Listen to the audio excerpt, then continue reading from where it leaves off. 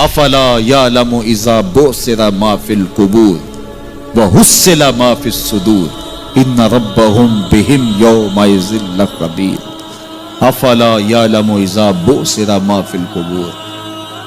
اے اکڑ کے چلنے والے، اے ناشکر انسان، اے دولت کے پجاری، وہ وقت یاد کر جب تو قبر سے اٹھایا جائے گا۔ اس وقت کفن بھی چھین لیا جائے گا۔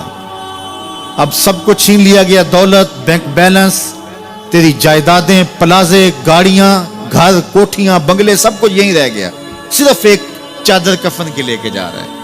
لیکن جب قبر سے اٹھایا جائے گا، یہ کفن کی چادر بھی رہ جائے گی، برہنہ اٹھایا جائے گا۔ اللہ اکبر! نہ پاؤں میں جوتے، نہ سر پہ پگڑی، نہ بدن پہ کپڑا، برہنہ اٹھایا جائے گا۔ سیدہ عائشہ رضی اللہ تعالیٰ عنہ نے سنا تو کانپنے لگی، عرض کی حضور قبر سے برہنہ اٹھائے جائیں گے تو ایک دوسرے سے حیا نہیں آئے گی؟ فرمایا عائشہ معاملہ اس سے بھی آگے ہے، کسی کو ہوش ہوگی تو حیا آئے گی، ہوش اڑے ہوئے ہوں گے، خوف قیامت طاری ہوگا، قبروں سے یوں لوگ اٹھائے جائیں گے۔ افلا یعلم اذا بعثر ما فی القبور۔ اب بوسرا کا جو مفہوم ہے، جو ترجمہ اور معنی ہے وہ تو رہے، بوسرا کا جو صوتی آہنگ ہے، جب بولتے ہوئے ایک جھٹکا لگتا ہے تو قبروں سے اٹھتے ہوئے لوگوں کی کیفیت معلوم کرنے کے لیے بوسرا کا صوتی آہنگ ہی کافی ہے۔ افلا یعلم اذا بعثر ما فی القبور وحصل ما فی الصدور۔ حصل کے اوپر جو تشدید ہے، یہ معنی کو کتنی خوبصورتی کے ساتھ ایک مجسم پیکر میں سامنے لا رہی ہے۔ اللہ فرماتا پھر وہ وقت آئے گا جو سینے میں ہوگا وہ تشت ازبام ہو جائے گا۔ آج آپ مجھے نیک سمجھتے ہیں، میں آپ کو اچھا سمجھتا ہوں، لیکن میرے سینے کے اندر کیا چل رہا ہے یہ آپ کو نہیں پتا۔ یہ میں تقریر چہک چہک کے کر رہا ہوں، اس کے پیچھے کیا ہے؟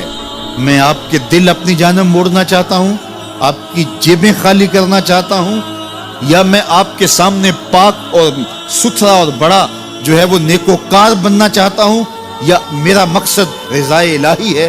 یہ مجھے پتہ ہے، آپ کو نہیں پتہ۔ آپ کہاں ہیں، کہاں کھڑے ہیں، میں آپ کو اچھا سمجھتا ہوں، لیکن آپ کو پتہ ہے کہ ہم کہاں کھڑے ہیں۔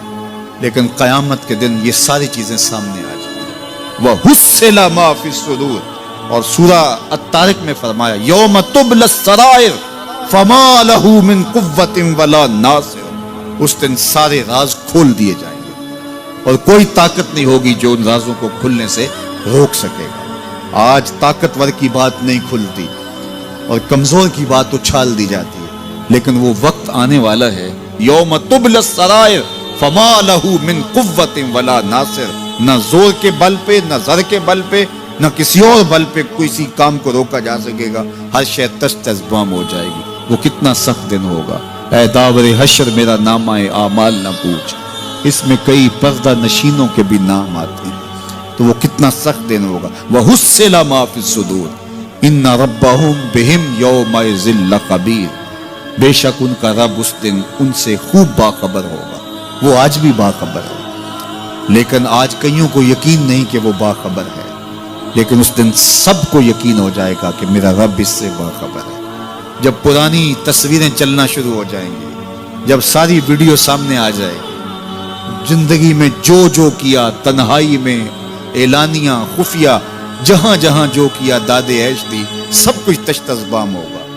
سب کچھ جو ہے وہ سکرین پہ چل رہا ہوگا، کوئی چیز بھی تشت ازبام ہونے سے نہیں رہ جائے گی۔ تو پھر بندہ کہے گا اوہو یہ تو سب میرے مالک کو پتا تھا، لوگوں کی نظروں سے چھپ سکا، رب کی نگاہوں سے تو نہیں چھپ سکا۔ اس کی نگاہوں سے کون چھپ سکتا ہے؟ یہ یقین آج اپنی روحوں میں اتار لو، اچھی طرح سے جذب کر لو۔ گناہوں سے بچنے کا اکثیر نسخہ ہے یہ یقین کہ میرا رب مجھے دیکھا۔ یہ یقین جب روح میں جم جائے، خیالوں میں اتر جائے، اعتقاد کا پختہ حصہ بن جائے، پھر بند کوٹھڑی میں بھی جرم نہیں ہو سکتا کہ میرا مالک تو مجھے دیکھ رہا ہے۔ آپ دیکھتے نہیں کہ جب ساتوں دروازے بند کر کے بت کے اوپر موٹا کپڑا ڈال کے زلیخا بولی ہے تلک یوسف اب تو آ جاؤ نا، اب تو کوئی نہیں دیکھ رہا، قال معاذ اللہ، تو جناب یوسف نے کہا میں اللہ کی پناہ میں آتا ہوں۔ اللہ اکبر! تو دروازے بند کر کے لوگوں کی نظروں سے چھپ گئی ہے، اور بے نور آنکھیں رکھنے والے اس پتھر کے بت سے بھی حیا کرتی ہے اور اس پہ بھی پردہ ڈال لیا ہے. جب تو اس جھوٹے خدا سے حیا کرتی ہے, میں سچے خدا سے حیا کیوں نہ کروں جو 7ویں کوٹھڑی میں بھی دیکھتا ہے. اتنی روشنیاں برسی کہ گناہ کا تصور بھی محال ہو جائے. تو یہ یقین کہ میرا اللہ مجھے دیکھ رہا ہے, یہ انسان کی زندگی میں نظم پیدا کرتا ہے. آنے والا موسم ماہ سیام رمضان المبارک, یہ ہماری زندگی کے اندر یہ نور داخل کرتا ہے کہ میرا اللہ دیکھ رہا ہے. کڑکتی دھوپ, برستی گرمی, زباں کانٹا, ہونٹ خشک, گلا خشک, دروازہ مکفل, ٹھنڈا پانی دستیاب, لیکن ایک گھونٹ بھی حلق سے نیچے نہیں اتارتے کہ میرا اللہ دیکھ رہا ہے. وضو کرتے بھی احتیاط کرتے ہیں کہ میرا اللہ مجھے دیکھ رہا ہے. کرتے ہیں کہ نہیں کرتے؟ یہ نور ملتا ہے کہ نہیں ملتا؟ اس کو پھر جذب کر لینا چاہیے تاکہ یہ زندگی میں چھا جائے. کیونکہ جو رمضان میں دیکھتا ہے وہ غیر رمضان میں بھی دیکھتا ہے. اور پھر پانی نہیں پیتے کہ اللہ دیکھ رہا ہے, کھانا نہیں کھاتے اللہ دیکھ رہا ہے, لیکن جب آنکھ بھٹکتی ہے تو اس وقت اللہ نہیں دیکھتا. جب خیال بہکتا ہے تو اس وقت اللہ نہیں دیکھتا. رشوت میز کے اوپر سے لے رہے ہوں یا نیچے سے لے رہے ہوں تب نہیں اللہ دیکھ رہا ہوتا. اللہ صرف کھانے اور پینے کو دیکھ رہا ہوتا ہے. یہ جو ایک نور آیا ہے اس کو جذب کر لیں, پوری زندگی میں پھیلا لیں. تو اسی لیے رمضان تقوی بانٹتا ہے, روزہ تقوی بانٹتا ہے, زندگی میں نور اور روشنیاں بھر دیتا ہے.